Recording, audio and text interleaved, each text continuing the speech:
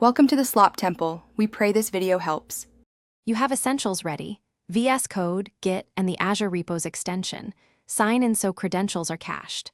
First, clone the repository using the Azure Devops clone URL, or if starting fresh, run Git init in the project folder. Next, open that folder in Vscode and set Git user, name and user, email so commits attribute correctly. Once done, stage 1 or 2 files in the source control view to verify connectivity. This begins the change history you will push. Now you will commit and link the remote. Stage your changes in the source control pane or run git add. From the terminal, then commit with a clear message so reviewers understand intent. If the remote is not set, add it with git remote add origin and the clone URL, and decide whether to push to main or master.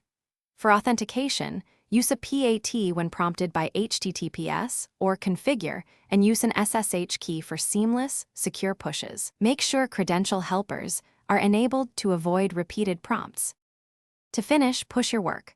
Run git push u origin main or your feature branch. The u sets the upstream for simpler future pushes. If git rejects the push, pull first, merge or rebase, resolve conflicts locally in Vscode, stage the fixes, commit, and push again.